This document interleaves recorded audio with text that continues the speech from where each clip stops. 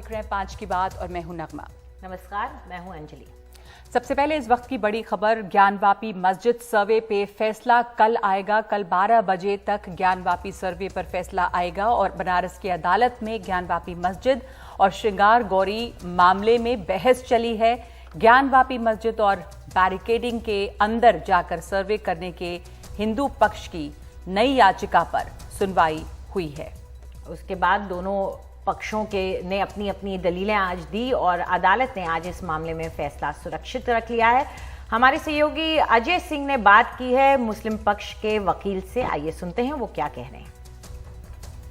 ज्ञानवापी मस्जिद और श्रृंगार गौरी मंदिर मामले में आज भी बहस हुई। आज के दिन मुकर्रर किया गया था। हमारे साथ अभयनाथ यादव जी हैं, उनसे जानेंगे, मस्जिद पक्ष के वकील हैं। आज क्या हुआ? आप लोगों ने जो एक हफ्ते का समय मांगा था, लेकिन आज का ही समय दिया, जो उन्होंने एक प्रेस वाली जो भी कोर्ट ने समय दिया था आज का, उस पर मैंने अपनी आपत्ति दाखिल करते हुए पूरे प्रकरण पर आज बहस पूरी कर ली गई है। माननीय न्यायालय ने कल के लिए आदेश सुरक्षित रखा है। कल आदेश आ जाए उसके बाद आपको उसकी पूरी जानकारी दी जाएगी। तो दो चीजें थे, एक तो कोर्ट कमिश्नर वाले पर भी आपने आर्गूमेंट किया कि इनको बदला जाए, और दूसरा फ्रेश अपील मस्जिद के अंदर जाने वाले मामले पे, दोनों के उस पर मैंने बहस कर दिया है। दोनों पे बहस हो गई। बिल्कुल बहस हो तो जो आएगा वो मामला दोनों पर आएगा। दोनों पर आएगा कल। तो अब कब तक आएगा ये नहीं, अब इसके आगे फर्दर कुछ नहीं। कल डेट लगाया कोर्ट ने, जब कोर्ट अपनी सुविधा के अनुसार ऑर्डर पास करेगी। तो मतलब अब ऑर्डर सुरक्षित हो गया, बहस पूरी हो चुकी है। अब कल आएगा तो कल क्या आदेश देता है ये देखने वाली बात होगी। वाराणसी से अजय सिंह, एनडीटीवी इंडिया। और इस वक्त अजय सिंह हमारे साथ जुड़ गए हैं। अजय, हमसे बात करने के लिए शुक्रिया। तो सबसे पहले तो यही जानना चाहेंगे कि कौन से ऐसे मुद्दे रहेंगे, कौन से ऐसे पॉइंट्स हैं जिनके ऊपर कल फैसला आने की उम्मीद है इस विवाद में? देखिए अंजलि, पहले तो ये बता दें कि सबसे पहले जो इस पे सुनवाई हुई थी, सुनवाई होने के बाद से इसी अदालत ने एडवोकेट कमिश्नर को नियुक्त किया था और ये कहा था कि 10 मई तक जो है वो सर्वे करके और पूरा वीडियोग्राफी करा करके वो अदालत के समक्ष रखे 10 मई तक। लेकिन जब वो 6 तारीख को गए थे तो उसी समय विरोध हुआ और 7 तारीख को भी जो है वो तमाम जो मस्जिद पक्ष के वकील हैं वो कोर्ट में उनकी निष्पक्षता के सवाल को लेकर के चले गए। तो एक मामला तो उनकी निष्पक्षता के सवाल को लेकर के है। और 7 तारीख को जब उन्होंने हिंदू पक्ष के जो वकील है, मंदिर पक्ष के जो वकील है, जब उन्होंने निष्पक्षता के मामले पर जब उन्होंने सवाल किया था, उसी में उन्होंने एक फ्रेश एप्लीकेशन डाली थी कि हमें मस्जिद के अंदर जाने दिया जाए, बैरिकेडिंग के अंदर जाने दिया जाए और मस्जिद परिसर में कोई न रहे, सिर्फ जो है वो वादी प्रतिवादी पक्ष के वकील और याचीगण रहे और प्रशासन के लोग रहे। तो इन दोनों पर 3 दिन बहस चली। 9 तारीख को, 10 तारीख को और आज भी बहस चली इस पर। और पूरी दलील सुनने के बाद, पूरी बहस सुनने के बाद दोनों पक्ष ने अपनी अपनी बातें रखी हैं। उसके बाद अदालत ने फैसला सुरक्षित रखा है, जो कल 12 बजे के बाद कभी भी दे सकते हैं। अंजलि जी, शुक्रिया आपका अजय इस जानकारी के लिए। तो अब इस फैसला सुरक्षित रखा गया है। दोनों ही पक्षों के अपने अपने दावे हैं और इसके ऊपर फैसला सुरक्षित है। कल जो है कोर्ट इस पर फैसला सुनाएगी। लेकिन अब आगे दूसरी खबर पे बढ़ते हैं और बात राजद्रोह कानून की। You can no longer suppress the voice of truth, suppress the voice of dissent. इस प्रावधान को लगाने का जो अधिकार है वो भी राज्यों के पास है, राज्य पुलिस के पास है, और इसीलिए अब हर राज्य पर ये मान्य हो जाएगा। लोगों के मानव अधिकारों का हनन इस कानून के तहत ना हो, ऐसा ही सुप्रीम कोर्ट ने सुनिश्चित किया है। जो इतिहास है उसके बारे में झगड़ते रहते, लेकिन आगे की जो पीढ़ी है, आगे की जो जनरेशन, उसके बारे में कोई नहीं झगड़ रहा, कोई नहीं बात कर रहा। It gives a fair play and a chance to the center to revisit the law completely on a clean slate. देशद्रोह के मामले को ऐसे बना दिया गया था कि सरकार की आलोचना देश की आलोचना के समकक्ष खड़ी कर दी गई। सेडिशन जैसी धाराओं का होना मैं साफ तौर पे मानता हूँ कॉलोनियल मेंटालिटी को रिफ्लेक्ट करता है। We respect the court, we respect the independence of the court, but there are things which is called Lakshman Rekha.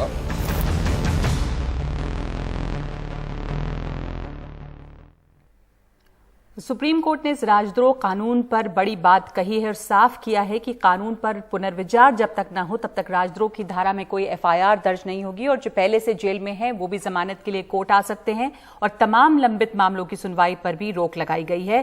पहले भी सुप्रीम कोर्ट ने साफ कहा है कि राजद्रोह का कानून सिर्फ उन लोगों के खिलाफ इस्तेमाल हो सकता है जिन पर हिंसा फैलाने या उनकी मंशा जो है वो हिंसक है ऐसा उन पर आरोप लगा हो।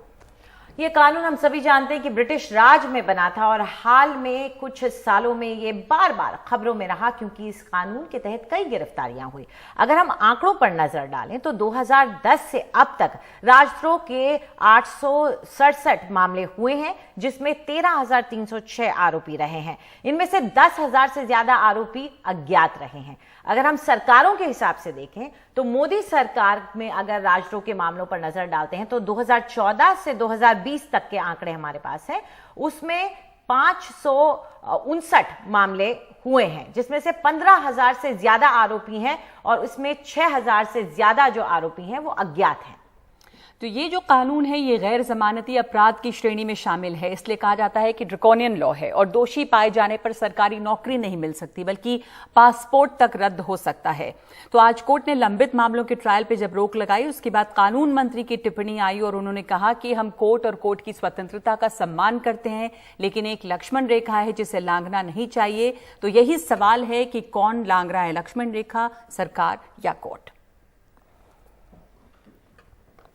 तो चलिए अब सीधा रुख करते हैं, हमारे साथ इस वक्त जुड़ गए हैं अनिर्बन रॉय चौधरी जो कि एक पत्रकार हैं असम के।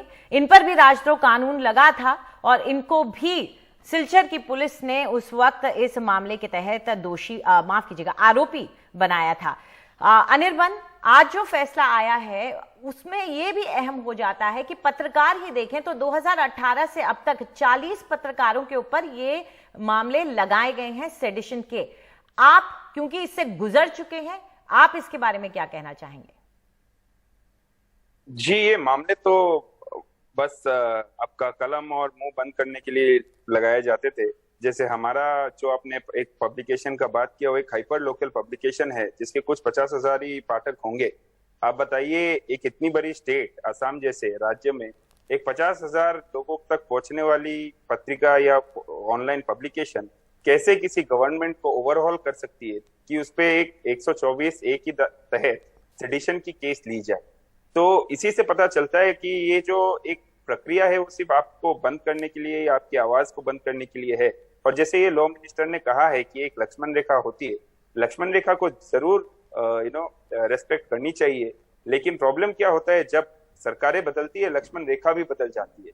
तो जब ये लक्ष्मण रेखा बदल जाती है और लगती है कि आपको लक्ष्मण रेखा कि आप उस पार हो, तब आप ये 124A लगा दोगे। तो ऐसा है बहुत सारे ये सिर्फ एक ऐसे अटेम्प्ट बन के रह गया है कि आप अगर कुछ आलोचना करते हैं तो आलोचना के लिए आपका मुंह बंद कर दिया जाए। तो हमारे केस में मुझे यही लगा था क्योंकि हम एक बहुत ही छोटे पब्लिकेशन के थे, हमें इतनी क्षमता नहीं थी कि हम एक पूरी गवर्नमेंट को ओवरहॉल करके रख दे या हमारे एक एडिटोरियल से ऐसी इसमें भी इतनी क्षमता नहीं थी कि पूरी राज्य को आप आर्म्स उठाने में मजबूर करते। तो अनिर्बन ये बताइए कि क्या आपको ये लग रहा है जिस तरह का मामला आपके ऊपर दर्ज किया गया था, जो आरोप लगाए गए थे कि इसका गलत इस्तेमाल लगातार हो रहा था, ये सेडिशन का कानून या राजद्रोह का कानून, और सरकार ने हालांकि अपना रुख इस पर बदला है, अब जो कोर्ट ने कहा है वो कितना अहम होगा इसमें, क्योंकि ये भी एक इसमें प्रोविजन है कि जो लंबित मामले हैं, जो लोग ट्रायल में हैं, वो भी कोर्ट जा सकते हैं। करेक्ट, ये एक महत्वपूर्ण डिसीजन है कोर्ट का, लेकिन ये अभी होल्ड पे है, स्क्रैप नहीं हुआ है। तो जब तक ये स्क्रैप नहीं हो जाता है मुझे नहीं लगता है कि हमको सेलिब्रेट करनी चाहिए, क्योंकि एक ऐसी लॉ का होना एक ऐसी देश में in itself is a big setback कि ऐसी एक लॉ होनी ही नहीं चाहिए जब हम अपने आप को सबसे बड़े डेमोक्रेसी मानते हैं। तो और फ्रीडम ऑफ एक्सप्रेशन को आप अगर सपोर्ट करते हैं तो एक इसको ऐसे एक लॉ को रखना जो आपको बंद करने में मजबूर करे या आपकी कलम को रोकने में मजबूर करे, वैसा लॉ का एक होना ही बहुत बड़ा सेटबैक है मेरे हिसाब से। तो अभी ये होल्ड पे है, it's a very welcome move. ये स्टार्टिंग पॉइंट अगर है तो बहुत अच्छा स्टार्टिंग पॉइंट है, लेकिन जब तक ये लॉ स्क्रैप नहीं हो जाता मुझे नहीं लगता हमें सेलिब्रेट करना चाहिए। पर स्क्रैप होना इसका आसान लगता भी नहीं है, क्योंकि अगर आप सरकारों के आंकड़े देखें तो ऐसा नहीं है कि कुछ वक्त से ही इसका इस्तेमाल हो रहा हो। अगर हम यूपीए 2 के भी आंकड़े देख लेते हैं तो उन्होंने भी कई बार इसको इस्तेमाल किया है। तो सरकार पार्टियां जब सरकार में नहीं होती है तब वो कहती हैं कि इसे खारिज कर दीजिए, लेकिन जब वो आ जाती हैं सत्ता में तो आपको लगता है कि तब उनके हाथ में एक हथियार बन जाता है। करेक्ट। तो ये जो आपने बहुत अच्छा बात कही है, क्योंकि ये देशवासियों को ये समझना पड़ेगा कि आज आप 124A तब लगा रहे हैं, ज्यादा केसों में तभी लगा रहे हैं जब कोई माइनॉरिटी के लिए बोल रहा है और मेजोरिटी के खिलाफ बोल रहा है। ये माइनॉरिटी मेजोरिटी का जो आज का इक्वेशन है वो कल गवर्नमेंट की बदलते वो इक्वेशन भी बदल सकती है। हमने देखा है, पहले भी ऐसे हुआ है कि लोग बेडरूम तक पहुंच गए थे किसी गवर्नमेंट की नीति को लेकर। तो ऐसे अगर 124A लेके आज जब माइनॉरिटी के पक्ष में बोलने पे या मेजोरिटी के पक्ष पे बोलने पे आपको, ये हमेशा रिलीजियस माइनॉरिटी और जरूरी नहीं है। मेरे केस में एक लिंग्विस्टिक माइनॉरिटी की बात थी जहाँ पे बंगालियों के बारे में लिखा गया था और एसएमएस की कॉन्टेक्स्ट में थी। तो कहीं पे भी आप अगर माइनॉरिटी के बारे में, अल्पसंख्यक के बारे में लिखने से और या मेजोरिटी की ओपोजिशन में लिखने से अगर आपके खिलाफ 124A लग रही है तो ये गवर्नमेंट बदलते ही ये माइनॉरिटी मेजोरिटी की इक्वेशन भी बदल सकती है।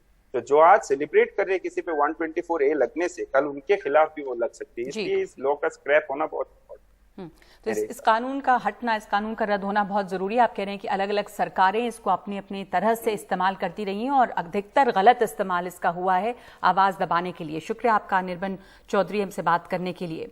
5 की बात में इस वक्त एक ब्रेक ले रहे हैं हम, और ब्रेक के बाद देखेंगे कि नवनीत राणा ने क्यों कही दिल्ली में अब हनुमान चालीसा पढ़ने की बात। हिसाब से जो कलमें लगाई गई हैं उद्धव ठाकरे ने, तो ये तो ब्रिटिश को फॉलो करने वाले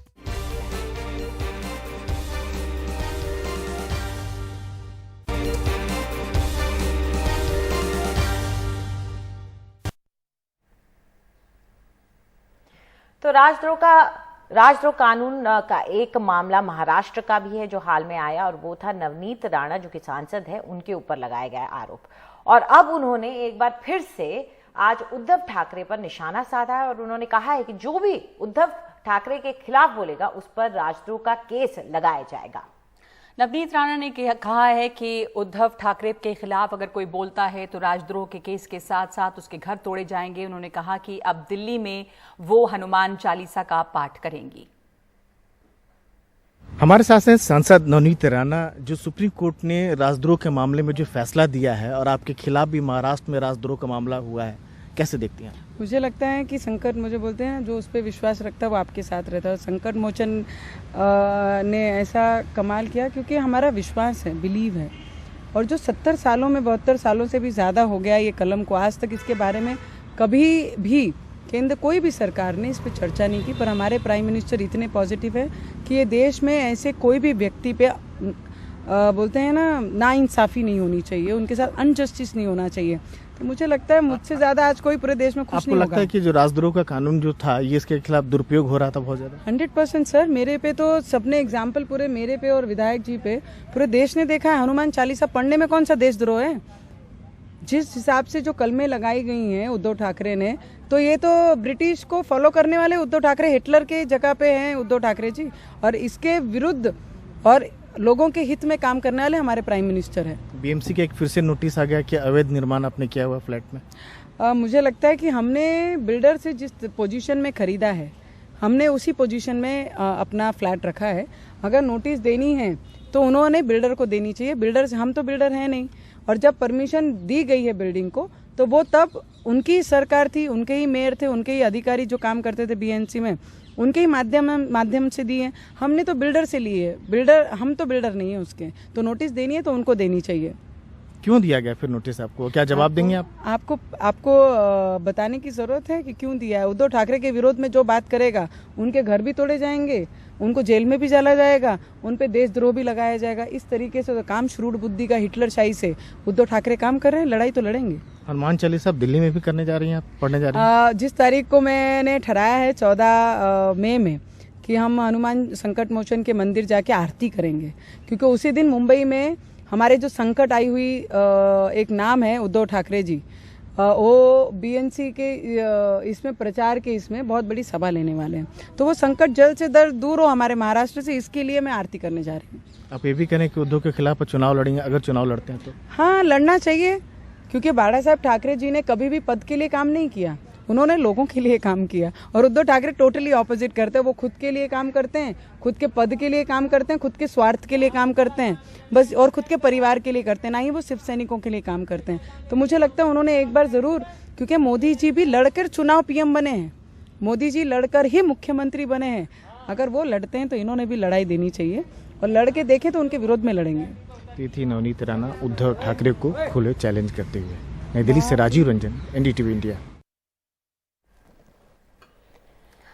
तो ये थी नवनीत राणा जो आरोप लगा रही हैं उद्धव ठाकरे पर कि उनके खिलाफ कोई बोलेगा तो राजद्रोह का कानून लग जाएगा। राजद्रोह का कानून इसी वजह से भी काफी चर्चा में है। तो फिलहाल एक छोटा सा ब्रेक लेंगे और ब्रेक के बाद कार्टूनिस्ट असीम त्रिवेदी के साथ क्या हुआ था राजद्रोह कानून के तहत, उस पर हम आपको देंगे जानकारी। उनके साथ खास इंटरव्यू।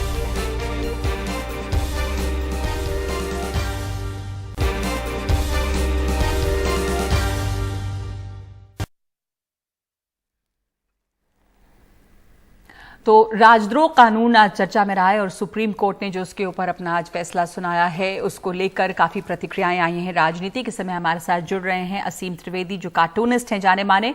असीम, ये बहुत महत्वपूर्ण फैसला है और इसमें सुप्रीम कोर्ट ने साफ कहा है कि जो मामले लंबित हैं उनको भी हक है कि वो कोर्ट आ सकें। तो आज की का जो फैसला है उस पर आपकी क्या प्रतिक्रिया है? मुझे लगता है कि बहुत बड़ा कदम है और हम में से बहुत कम लोगों को ये उम्मीद थी कि यहाँ तक हम लोग पहुंच जाएंगे कि सेडिशन को एकदम जाता हुआ देखने की, मतलब सेडिशन एक तरह चौखट पे पहुंच चुका है जहां से वो बाहर जाने के करीब है, क्योंकि उस पर स्टे लग जाना ये बहुत बड़ी सफलता है। और बस यही है कि एक लोकतंत्र में ऐसे फैसले अच्छा होता कि वो संसद से आते, लेकिन वो अंत में न्यायालय से आते हैं। पर जैसे भी करके अंत में मतलब ये फ्रीडम ऑफ स्पीच की, लोकतंत्र की और मतलब आम नागरिकों की, एक्टिविस्ट की, जर्नलिस्ट की, सभी की बहुत बड़ी चीज है। जी असीम, इस धारा का बेजा इस्तेमाल किया जाना ये हम अक्सर देखते हैं, आपके साथ क्या हुआ था, अपनी आप बीती थोड़ी बताएं।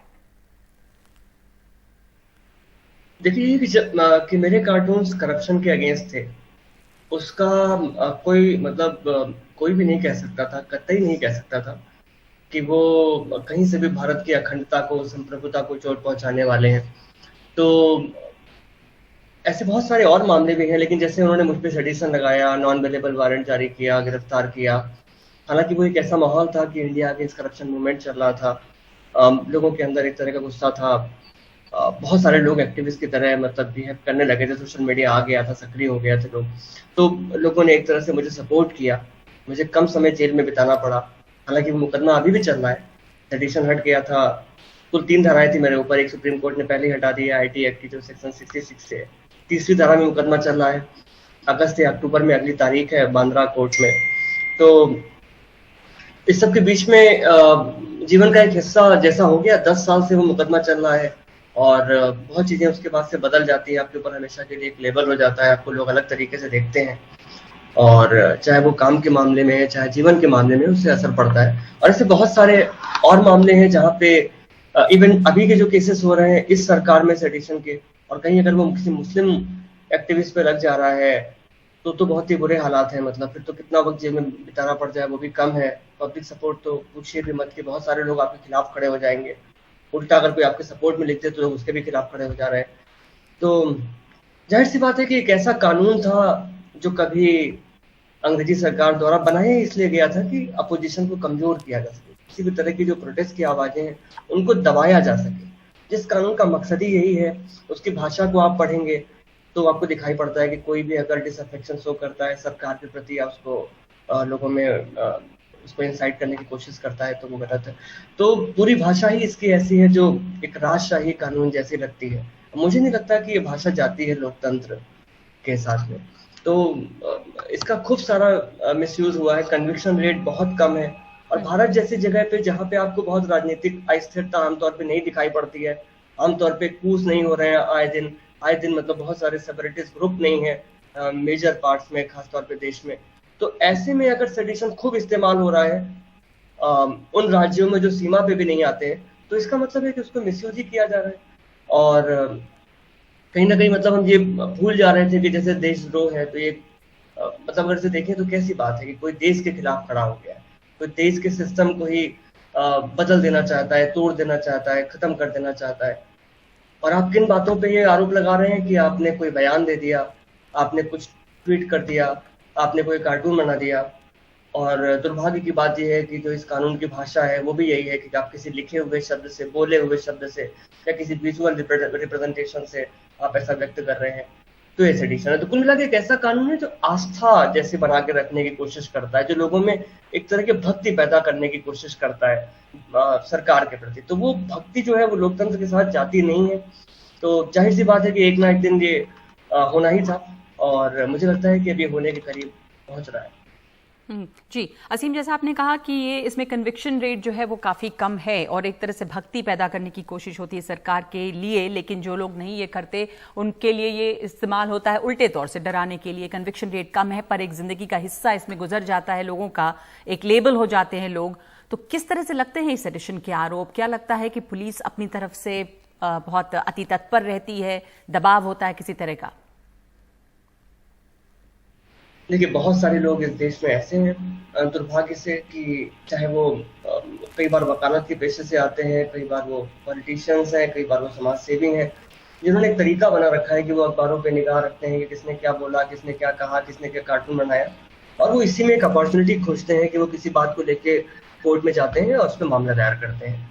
अब जब वो मामला दायर करते हैं तो जो कुछ भी उनको लगता है कि धाराएं यहाँ जा रही हैं, पुलिस वाले इतना जानते नहीं। हम अपनी पुलिस को अच्छी तरह जानते हैं, इस देश की पुलिस को, और वैसे भी उनको जिस तरह के मामलों का सामना आए दिन करना होता है, सेडिशन या इस तरह के आरोप उससे अलग है, इसलिए भी उनसे अपेक्षा नहीं करनी चाहिए कि उनको इस बारे में बहुत पता है। तो या उनको बहुत आदत होगी इसको जज करने की, ओपिनियन को जज करने की, या लोकतंत्र नागरिकों को क्या अधिकार देता है उसके आधार पर समझने की क्या चीज अधिकार है और क्या अपराध है, तो वो हमें उनसे आशा नहीं करनी चाहिए।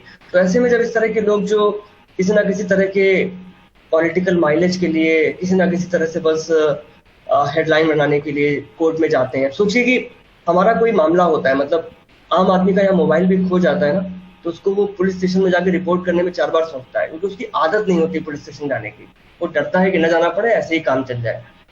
तो सोचिए वो कौन लोग होंगे जो किसी के कार्टून, किसी के आर्टिकल, किसी के स्पीच के खिलाफ जाते हैं पुलिस स्टेशन में, रिपोर्ट लिखाते हैं, मुकदमा लड़ने के लिए आगे बढ़ते हैं।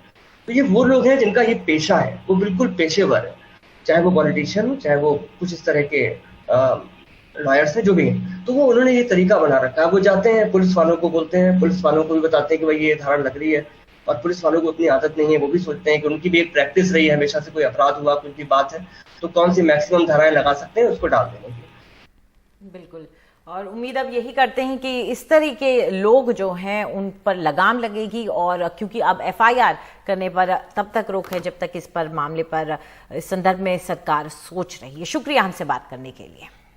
इस वक्त एक ब्रेक ले रहे हैं हम। ब्रेक के बाद मैरिटल रेप पे दिल्ली हाई कोर्ट का बटा हुआ फैसला।